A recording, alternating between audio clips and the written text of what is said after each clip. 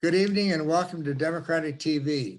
Democratic TV is a community television program produced by Democrats for Democrats, and it's often about Democrats.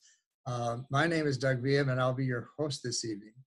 My guest is Democratic candidate for the 6th Senatorial District in Tennessee, which is located here in Knoxville, Knox County. The Democratic candidate for that seat this year is Dr. Jane George. And Jane, I would like you to start the program by telling our audience why in this time of a persistent and random pandemic you chose to seek public elective office, and why did you choose the Tennessee State Senate? Both are pretty daunting tasks. Include, if you will, the location of your district. I see a sign in your menu, which is helpful. And how many people are represented in the Tennessee Senate 6th District by the senator? So there's how many people are you? Oh, that's a great question. And who holds the seat now? Is that person seeking re-election? And why should the constituents of that senator choose you? Okay, terrific. Well, Doug, thank you, and hello, and I appreciate you having me on today. It's a great opportunity to be here to connect with other Democrats in the state, so I really appreciate the opportunity. Like, there is little more in the world that I enjoy talking about than Tennessee, and that's one of the things that we're going to get to do today. I know that we're at a crossroads, and we need to start investing in people. And what that means is, in order to create a healthy economy, we have to have a healthy population working in good paying jobs, and we need the support of elected officials who are actually fighting for those people, not for private corporations, which is a real issue that we're confronting in the power structure of our legislature at the moment. I don't think that we need to be the state with the cheapest labor or the least amount of regulations in order to attract industry here. I do think that we need to be a place that offers good paying jobs, a place that creates a safe harbor in terms of clean air and clean water, a place where you can get a really great education and where we have accessible healthcare and hospitals in our rural communities. Oftentimes when industry comes into a place like Tennessee to build, they end up in our more rural communities. And if you don't have a hospital there, that's one of the first things that's going to say, we don't want you, we don't invest in our infrastructure. We also want to make sure that we are specifically doing things to support and create renewable energy. We're in a great place right now in that we're one of the few places that have a public utility, and that's something that we can grow and expand upon, and it's going to actually help and feed our economy.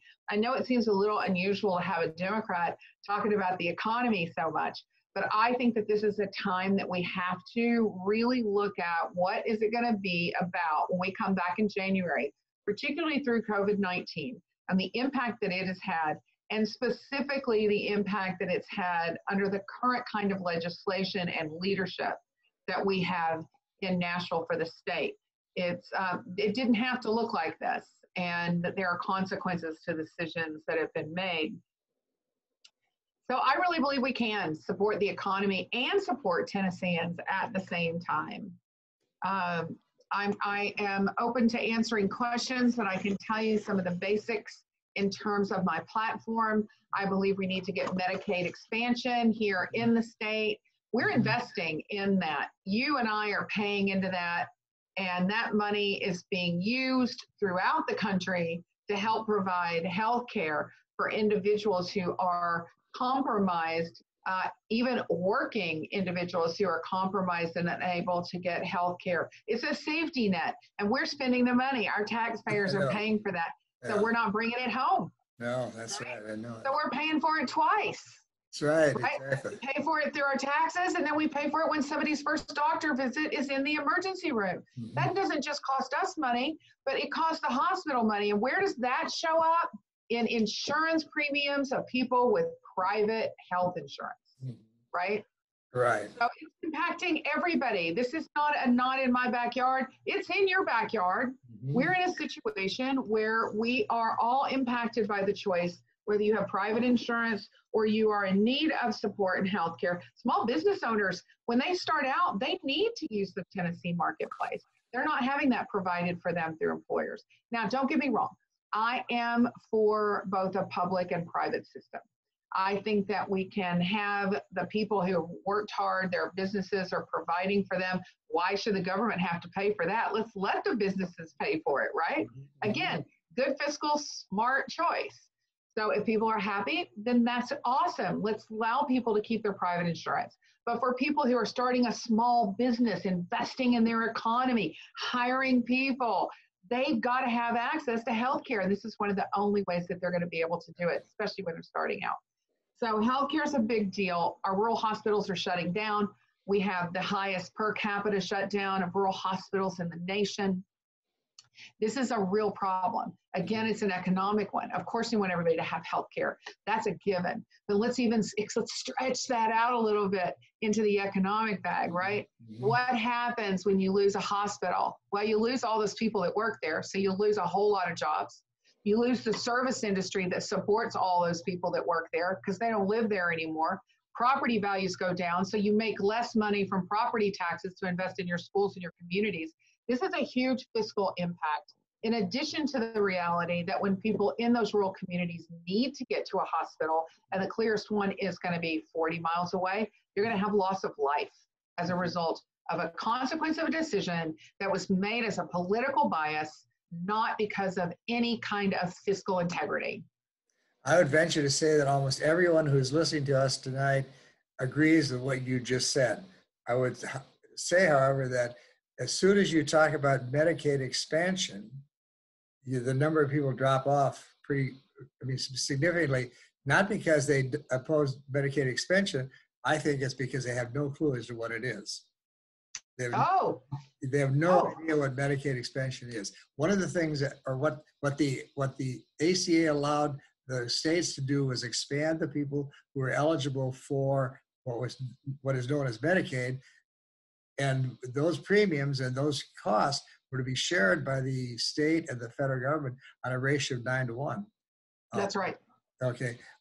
My sense, Jane, is that somewhere along the line, there's a huge disconnect because everybody wants health insurance. Everybody needs health insurance. Everybody wants to have affordable health insurance. And the ones who can least afford it at the moment are those who would qualify for that window in Medicaid. Well, I'm going to clarify that a little bit. Okay. Because people, there is actual Medicaid, right? Yeah. Oh, yeah. Yes. If you're and 100%. That's for the people that can't afford insurance at all. Yes. And then we have people who are working, right? Yes. Like I said, small business owners. I don't think people realize this is for small business owners. Yes, no, when they're first starting out for working. their employees, right? These are for working Tennesseans. They just make too much money to get that financial assistance from the government to have that health care, but they don't make enough yet to be able to go and participate in the Tennessee marketplace. So it's a safety net. And we've got well over 600,000 people in the state right now who are in that position. And you know what? Let me tell you, some of these people, a lot of these people are essential workers. So if they're eligible for the window of expanded Medicaid, chances are likely that their jobs do not come with health insurance attached. That's right. And so, there's a couple ways to look at this. Again, we go back to fiscal responsibility. If you don't want the government to have to provide health care for people that don't get it through their businesses, then you've got to require businesses do it, Yeah, exactly. And businesses don't, and the law has been changing over time. So if you work 31 hours at a big box store, they don't have to provide health insurance. So we've seen these trends over the last few years where it used to be people would get that job and that would be their job and they would work a 40-hour work week and they would have the benefits and they were considered a full-time employee. Now what these big box industries have done is to cut people below the regulated number of hours, which is 32 hours a week. And they've cut below that. So that means they don't have to provide the benefits. So that's business just work as a workaround for what the government is saying you have to do. And guess what? Well, government, if you're not going to regulate that, and impose that businesses provide that, then it's going to be up to you. Because if you're paying people $7.25 an hour, which is not a living wage, those people, there is no way that a family of two parents with a child, or even just two parents, or even a single individual can afford to sustain themselves, have transportation, have shelter over their heads, and be able to afford private insurance. That does not exist in today's world. We've seen our deductibles go up. We've seen the amount of procedures and things that physicians are requesting to be paid for, compensated for, denied from insurance companies. Some of these are very serious issues. We had a wonderful man who contacted our campaign a couple of weeks ago, maybe 3 weeks ago, and he has terminal brain cancer. He has 2 little kids, and it took 5 years for him to get a brain scan. His symptoms started, and his insurance would not give him the ability to get a brain scan. He finally saved up enough money, went to Atlanta, was able to pay for one there, was able to pay for one in Atlanta, and found out that he had terminal brain cancer. So this had been progressing for 5 years. So he reached out to our campaign to say, look, I am one of so many people. His surgeon, by the way, his oncologist, his brain oncologist, she's in North Carolina, and guess what? She's from here. She's from East Tennessee. Wow, and she told him, I want to practice in my hometown. I'd love to go back, but I can't. Can't afford because the regulations will not allow me to do what I need to do to be a competent physician. Sure, that's how bad it is. Yeah. One of the things that I've heard you talk about, and I'd like you to expand on a little bit, because I think it's a really key to what we're talking about. As you talked about, we don't need the lowest paying jobs to be. We have a low tax structure, and we use that as a way of attracting businesses. And I heard you talk about, do you think Google is going to come if we're not supplying them with healthcare and with adequate education? I mean, Google parents who work for Google probably want the top schools, and sure. And if we can't provide them, and we can't provide them because we aren't willing to pay for them, or we're not willing to tax ourselves for them, and then in addition to that, Google's not paying $7.35 an hour. They're not. That's right. Look, if you want to attract quality industry because you care about your people, you care about your environment, you are not out there prostituting our state for the lowest cost. I mean, it's to me, and I hope that's not offensive to people, but that's how I feel like that's what's happening. Let's just sell her off. Let's not worry about resources. So let's just let any kind of waste from any kind of industrial site, let's just let them do their thing. Let's get them here because we're not going to regulate them. We're not going to force them to clean up their mess. Well, there is such a disconnect between our legislators and our people. And I think it doesn't really matter what side or what party you are in alignment with. Nobody wants to be told that we're selling you out because we're just going to do it for cheap labor, and we're going to do it for without regulation. I think it's an unfortunate thing because you look at the natural resources here. Like, who wouldn't want to live here? It's gorgeous. We've got Nashville, this great, fun, big city, right? We've got Knoxville, which is this beautiful, medium-sized city. You ask about our population here. In our district, it's about 194,000 people. Right. And this is our map. So my district, I'll draw it up. Right. Yeah. All that up in the countryside. Then it comes down. It cuts out downtown, and it cuts out the university. Okay, that's something we're going to talk about, right? Yeah. And then it comes all the way down and back to Kingston Pike, up into Forest Heights, and then it starts coming back a little bit, all the way down to Farragut to Jomo. So does it basically follow south? It comes south of 40 out towards Farragut. Is that right? That's correct. Yeah. Okay, so that's. Yeah, I love the district. Let me tell you, I love diversity. Diversity is something that makes me happy and excited because it means you have people that have different ideas working together, that have different belief systems, that eat different foods, right? That have maybe different orientations towards their faith. And that actually fuels a community. So when you want to attract international industry, you want people like what we see at Oak Ridge, what we see at our university, where you have these diverse populations of teachers or diverse populations of scientists and people that work in Oak Ridge, those are thriving communities, right? And that's, if we want thriving communities, it's time to embrace that diversity in a way that we can see is actually for our benefit, right? Yeah, and it also means with that kind of diversity, we have a tendency, I think, to pull together. I do too. And I think it's possible. Yeah. Well, did you see, the article, the editorial on the front page of the News Sentinel yesterday said to me, at least, it didn't say it to me directly. It said it to the people around me who are in positions of leadership. It said, hey guys, get together, get your act together. Let's get out of this COVID-19 epidemic. And to do that, if we have to wear masks and shut down bars at 10 o'clock, so be it. We have to do that. And the thing, that's right. Until when we have a legislature who's telling businesses that they can come here because it's a cheap place to come, and they're not saying anything and they're leaving us in the dust, individuals in the dust. They're not telling us to pull together. They're not telling us to do that. We are very strong when we pull together. When we pull apart, we're not as strong. That's right. That's absolutely right. And it's interesting. We've had, of course, they closed the session early because of COVID. They came back in June. They had an opportunity to do some things like maybe help plan for schools, maybe dip into that rainy day fund to help get the schools open appropriately, make sure that there was great protection for everyone. And then we had an opportunity again in August. And there was an emergency meeting in August. And in that meeting, what they did was they passed a law that would make it so that you could not sue your employer if you contracted COVID.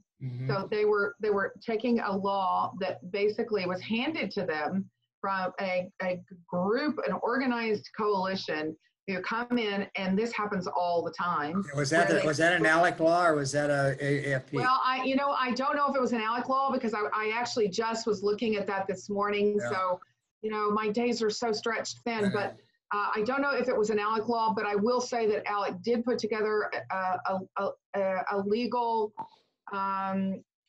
piece of legislation that they were handing out that did exactly what happened. And so I can't state for a fact that that's what happened because I just haven't gotten to the root of that yet.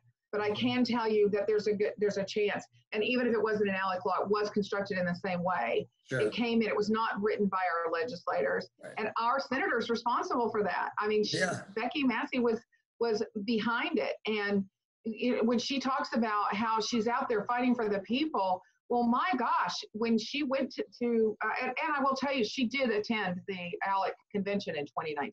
Just so you know, she's on their docket. So you need to say that, yes. And at some point in your campaign, you need to tell what ALEC does. I mean, ALEC is the one who's bringing all this legislation that's not being asked for by the citizens of Tennessee. It's being asked by somebody else. And that's right. And that's basically what's happening with our legislators in Tennessee. And I think it may be one of the reasons that Becky has been powerful in staying in place is because she's willing to take that legislation and put it on the floor. So instead of being someone who's like really thinking about the people and who's really concerned about what's happening to us, she seems to be much more concerned about businesses being successful. The businesses who are paying her way want to be successful. She doesn't represent every business. She's representing the ALEC business. That's right. In that case, absolutely, that is the case. I mean, she's passed legislation that was specifically geared towards FedEx and only FedEx. Right. That she brought that bill, and from what I understand, when she was asked on the floor questions about the bill, she couldn't answer some of the questions. The guys they forgot to brief her on the bill. Yeah, it wasn't her legislation, and so I think that it's hard for me to believe that anybody in our district, again, whether you're Republican or Democrat, would be okay with that being the model for what's happening at the state level, and certainly as the federal government continues to deconstruct over time, powers coming back to the states.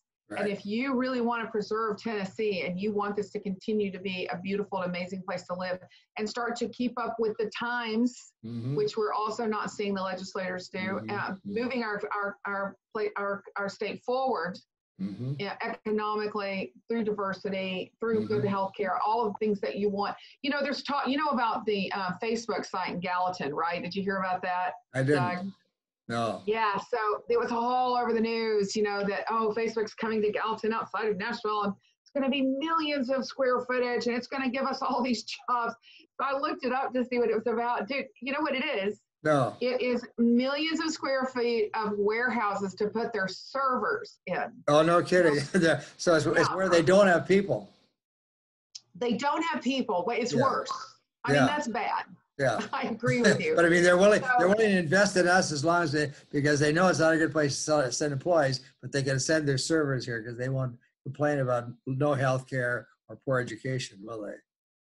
That's correct. So it's millions of square footage of servers. Okay, those servers have to be kept at a temperature, a cool temperature. It's Gallatin. We know that is not a place that stays cool year round.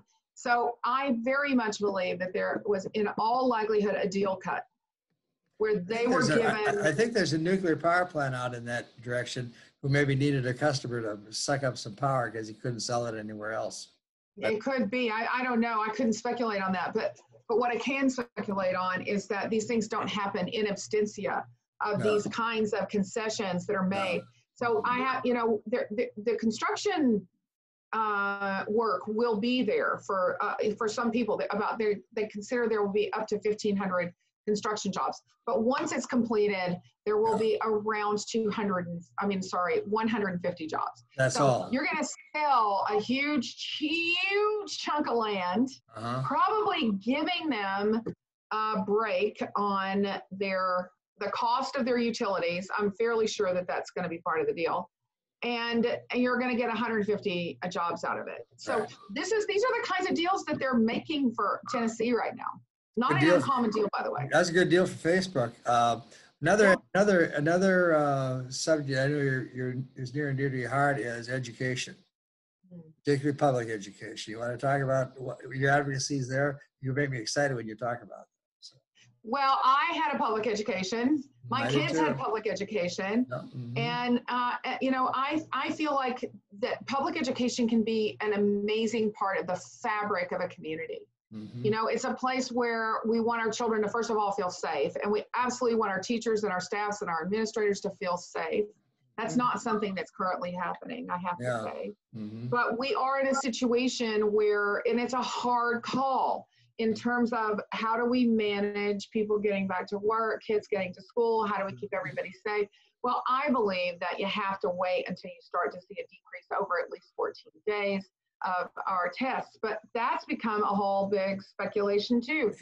Are we testing? I mean, we know that testing numbers are down. Does that mean because less people are getting tests, or is that because less tests are available?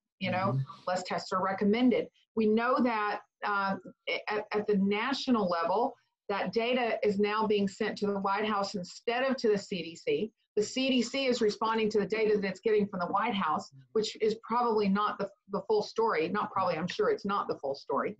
And so then the regulations and guidelines that are coming out of the CDC are not in sync with the realities of the communities that the CDC is giving counsel to. Sure. So, we're in a situation where we're not getting good guidance even. Not that we were at all from our state legislators, we were not. I mean, contact tracing, a really simple thing to do in the beginning, should have been implemented straight away. For some reason, there was some political reason to not do contact tracing. Are you kidding me? So that people can die? I mean, are you going to just let people die? Because that's what they did. They just let people die. You don't have contact tracing. You have very limited testing. And now they are not, Governor Bill Lee has legislation that will not allow schools to report publicly what's happening in the schools. So we don't know. We don't know how many.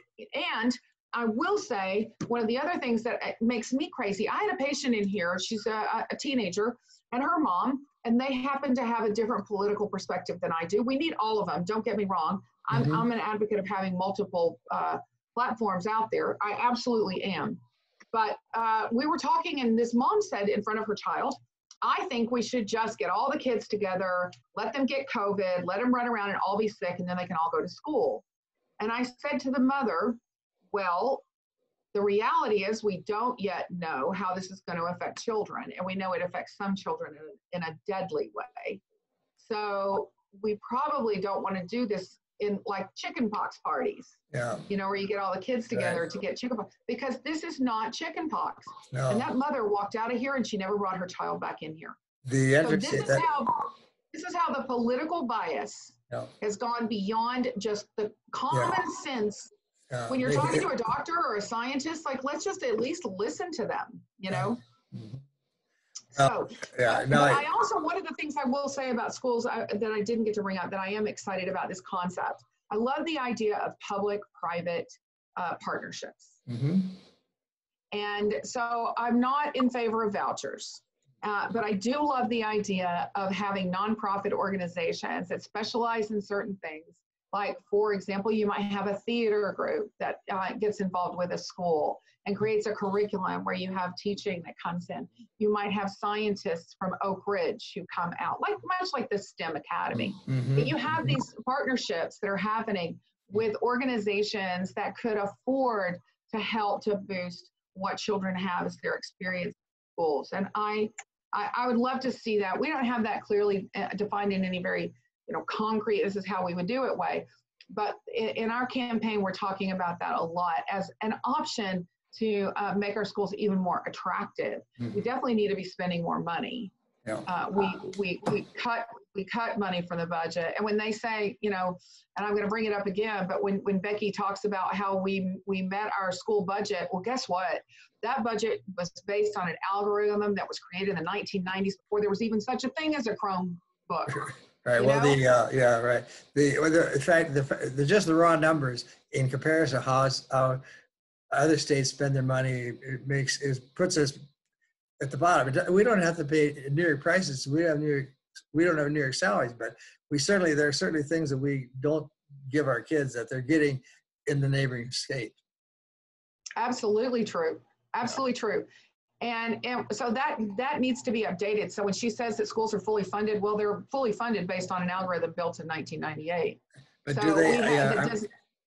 So that's a big. We need to get money into our system so that and if for nothing else than to pay our teachers. Our teachers have not had a raise since 2000. If you look at inflation, and they haven't had an increase in their paychecks in this decade. So we fully fund our schools is the mantra of those who don't fully fund their schools. Isn't it interesting? Yeah. I mean, they're actually pretty sensitive. I think they're pretty sensitive about it because they got an answer for that. That's the one thing they have an answer for quickly. Yeah. Yeah, and it's meaningless. Yeah, exactly, right. I mean, once you know what they're saying, and when they came back in the budget, they were going to give the teachers a raise. And when they shut down in March, they were like, oh, COVID. So we might not be able to give you the 4% raise that we said we were. And then in June, it was like, oh, COVID's lasting longer than we thought. We're going to have to just drop that raise. We thought it was going to go down to 2%, but we're going to have to let it go. And you know what in June did happen? Guess who got a raise in June? Well, the superintendent, I think. Governor Lee got a raise. The governor, yeah, exactly. The governor gave himself a raise. We've got just a few seconds. Judges raises, yeah. But we're not going to give teachers raises. How are you going to keep teachers? How are you going to keep quality teachers if they can't afford to buy a house and raise their own kids here? Come on. We've just got a few seconds left. One, I would say it's been a really good conversation. I'm sorry that it was so short because there's an awful lot to talk about. And I think there's a lot to talk about out there. We're going to get some nice hot clips out of this thing to put on Facebook. This will be on, CTV in a couple of weeks on Friday night, but we'll have it on Facebook before then. And we basically thank you, Jane, for taking your time, and wish you the best in this election we're pulling for you. You're my senator, so. That warms my heart. I'll come to your office. And I want to say to the audience, or to our listeners, thanks for listening, and tune in next week for another interesting conversation on DTV.